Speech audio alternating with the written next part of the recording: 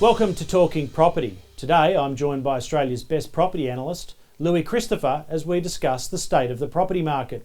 Louis, thanks for joining us. Nice to be with you, Peter. Louis, COVID finished off the boom. Yes. What did the end of the boom look like in terms of data? Well, prior to this crisis, the market was rallying. The Australian housing market was rallying, particularly in Sydney and Melbourne, Brisbane, Canberra.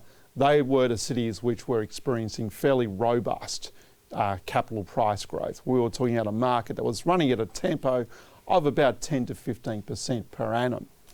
Then things started coming off the rails. On our numbers, basically about the first or second week of March, we started to notice a change then. Auction clearance rates were starting to fall, activity was falling, older listings weren't moving as much. And then, of course, we went into the auction ban period. And that was definitely the low point in the market. There was a lot of uncertainty. Now, since then, I think there has been a bit of a pickup in confidence. But when I look at the market now, it's certainly nowhere near where we were prior to the crisis. And it's not showing up in any of the numbers that we're back to where we were prior to the crisis. So the numbers you refer to there, is that sales volumes or sales prices or asking prices? What are those numbers? It's a combination of factors. So it is auction clearance rates are certainly still down compared to where they were prior to the crisis.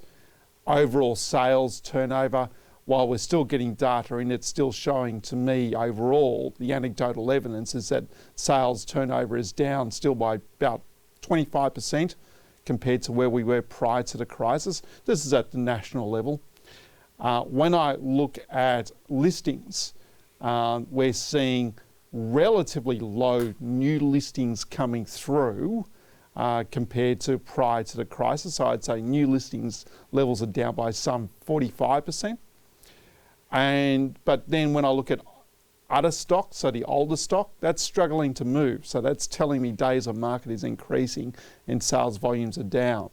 Now, when I look at vendor asking prices, what vendors are trying to achieve, they're holding their ground, but vendors cannot lift prices in this market. So we're not seeing any more rises in vendor asking prices like we were prior to the crisis. That all said though, we're not seeing evidence of a housing market crash at all. It's just a lower activity market, less buyers in the market, less sellers in the market as well. But those sellers who are in the market right now seem to be struggling to sell. Okay, and would you say that the lower stock levels on market is actually inadvertently supporting the market for those vendors that are out there at the moment? Yeah, I think that's a fair comment. The reality is that we're not seeing too many forced sales in the marketplace. And that's thanks to effectively a moratorium placed by the banks in terms of not calling in loans by borrowers who can no longer meet their mortgage repayments. Louis, SQM Research, your company, has entered the sphere as far as auction clearance rates goes. Yes. You've adopted a new methodology in the aim of increasing the accuracy that comes through on auction clearance rates. Tell us a little bit about that, please. Well, as a background, I think it's fairly common knowledge now that the preliminary clearance rates we see on a Saturday evening are not really reflective of the market. They're based on ever decreasing sample sizes.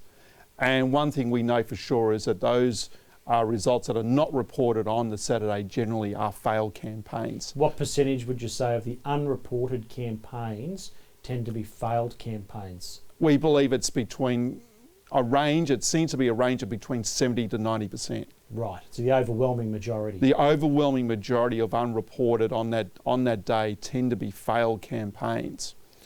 So we've taken an approach that if we just wait for a few more days, so we're reporting on a Tuesday each week, we are actually able to get up to 100% of the auction results that took place. How we go about doing it fundamentally is that we're monitoring all the advertisements.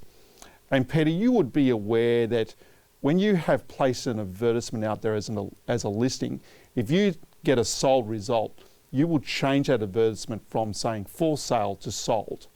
Or if you were conducting an auction and the property did not sell, you would keep that advertisement on as for sale. So that's how we know what's actually happened, by looking at how the agents are changing their advertising. And most agents, as we've found, change their advertising after an auction event no later than 48 hours after the auction event. They will change their ad to reflect what's going on with that property right now. So what other sorts of trickery are you seeing with the data that it's being manipulated to reflect what agents and data providers potentially wanted to say? Well, it seems as though it's not just these unreported results, it's what's been stated as being scheduled for auction on the day. So we have been seeing properties that have sold after auction being reported as though it's sold at auction. So days after the auction, not weeks immediately after. Weeks after. Literally weeks after. I've seen many examples of where the property was scheduled to go to auction, say on the 1st of May, being reported only last weekend as sold under the hammer. Well, yes. No, that did not happen. It failed, and then its negotiations happened after the auction event and eventually sold. And what's happened is that agent's then gone to the reporting bodies and said, I sold this property under auction. And they didn't. Is that widespread, or is that isolated? I would suggest that it's up to about 30% of properties that supposedly were scheduled that day were actually scheduled on previous days. So 30% of the auction clearance rates that have been reported to date are fudged in some way? Up to 30. It varies from weekend to weekend. And I want to be clear too, it's not the reporting bodies who are deliberately doing this. It's those who are reporting into the reporting bodies that really need to look at themselves. Well, it's just a phenomenon that when the market's strong, agents seem very capable of getting a high reporting number through to the said bodies. Yep. And when the market's falling or soft, suddenly only the successful campaigns tend to get reported. That's right. But this is the reason why we've gone down the path we have. We take the view, as mentioned, that if you just wait for a few days, agents cannot leave up an ad as is. They have to let people know what's actually happened to that property. It's in the vendor's interest, say, if the property did not sell at auction, it's in the vendor's interest to let the world know that this property is actually still for sale. Yes. Right? And of course, it's in their interest that if it did sell, they want to tell everybody that this property is no longer available and it's sold, and good on them. They actually made a sale. So that's why monitoring the ads actually really works, and that's why we are able to report just a few days later up to 100% of the results. And what's the best way for consumers to follow this reporting, Louis? Oh, all they have to do is come to our website. And that's a nice plug, sqmresearch.com.au. So there you are. We've got that on the front page of our website. All they have to do is one click and they see all the auctions. They can see all the properties coming up for auction as well, and all the aggregated stats. Very good. Louis, let's move across to the rental market. The rental market took a bath, unfortunately, during COVID as tenants were in immediate distress. Yes. What did the numbers tell us about rental prices? Rents have come off in Sydney, peak to trough now by some 9%. And this has happened predominantly because of the closure of the international border. And the reason why the closure of the international border has affected the rental market is twofold. Firstly, we're not getting any short-term arrivals. Now, many of those short-term arrivals, we're talking about tourists and we're talking about business travellers, like to stay in Airbnb properties. Many of them do. And of course, Airbnb property owners have not had those short-term arrivals come through, so they've been missing out on rental income.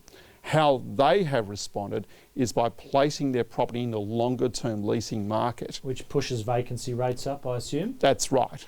Now, the other effect has been the longer-term arrivals, net migrants coming through. So last year we had net migration of some 240,000 people come through. And Peter, the reality is that the majority of those people tend to rent first when they arrive in this country and then look to buy at a later point. That's the majority. There's still a large component that like to buy straight off the bat, but many of them will rent first. So with the closure of the international border, of course, that means that we're not getting any of that new demand coming through. Meanwhile, we're scheduled to build and complete 170,000 dwellings this year. And they will be completed because, as you know, most properties built these days are not done on speculation, they're done on pre-sales.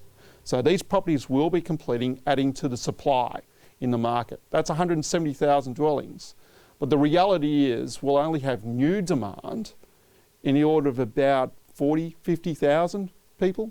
So we're getting this oversupply coming through as well as a drop in demand, and that's the reason why rental vacancy rates are lifted, particularly in the inner city locations. Moving across to buyers, Louis, COVID was pretty dramatic and lots of things were happening, and things that were normally events in and of their own right were overlooked. Yep. One of those events was interest rates were cut by 0.5% in March. That's right. Taking mortgage rates to as low as 2.19%.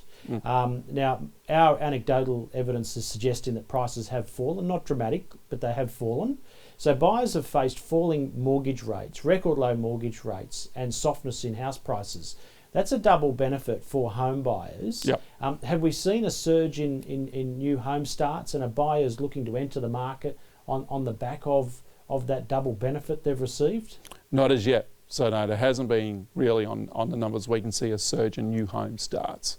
That may well happen, and you're right to point out that very low interest rates normally stimulate the housing market. And it still may well stimulate the housing market once we're all back at work and the restrictions are completely lifted. That is quite possible. But at the same time, we've still got high unemployment. We still have restrictions in the market. And this is the reason why I'm somewhat sceptical that we will see right now any type of new housing boom. I think that's very unlikely while we have the border closed, while we have high unemployment, while we still have quite a large number of businesses going out of business. It's really hard to see a boom despite the low interest rates that we've currently got. And in percentage terms, the market peaked, as you say, in early to mid-March. Yeah. As lockdown kicked in, the market cooled. Yes. In percentage terms, what did the house prices pull back by in Sydney? It's a good question, and we're getting mixed readings on it, quite frankly. I would suggest that the market's probably come off now by about 5% from the peak, from what I can see. But that's only anecdotal, and we will have to wait to get more data to come through. Yeah, there are certain properties in the market that seem to be performing better than others. Certainly large family homes in the inner west have held very nicely. Yes. And then, as we know, high-rise apartments in suburbia are probably out to that 15% down that you highlight there. Yeah, I think it's fair to say it's a patchy market overall. And once again, going back to the auction clearance rates, that's certainly not suggesting any type of booms occurring, that's for sure. By the same token, there's no bargains because buyers are increasingly frustrated when they inquire. They're looking for bargains. There must be blood in the streets because of COVID, but there's no such evidence that there is mass panic selling or fear happening in the market. And once again, that as a result of the bank moratorium. So we're not seeing any type of mass mortgage in possession event. I do believe, though, that many would-be or business owners who perhaps have taken a big hit on their business would be looking to sell eventually just to get some capital and get some cash to get going again. So are you suggesting that the banks might look to support the market further beyond to September? They won't allow it to be a hard stop as far as the moratorium goes? The probabilities are that they'll have a slower phase-out period. It would not be in their interest to have a mass mortgage in possession event across many thousands of properties all in one go. Firstly, I don't think the community would put up with that. And second, they would only be shooting themselves in the book. And Peter, there is actually a precedent for this. And that is back in 2008 when the commercial property market was in a world of trouble following the GFC. There were breaches of banking covenants across the board. The banks could have called in a lot of loans. They chose not to. And the reason why they didn't do it because they realised it would have damaged their business. There would have been a crash in the commercial property market if they did that, and it would have only hurt their own book. And I'm sure they're looking at the same way for the residential property market right now. At the end of the day, they are the biggest stakeholder in the market, aren't they? Correct. Yeah. Louis, I want to finish on this point, negative interest rates. The RBA cash rate is at 0.25%. The RBA have said, no way, we're not going there. Bill Evans, who's pretty good with his predictions on interest rates, to say the least, he's saying they should go there. Do you see a situation where the RBA will cut further and possibly take interest rates negative in Australia? It's possible. You wouldn't rule it out. If we go into a longer term economic slump, they'll have to respond. Louis, thanks for joining us today. That was terrific information. Thank you, Peter. And thank you for joining us today on Talking Property.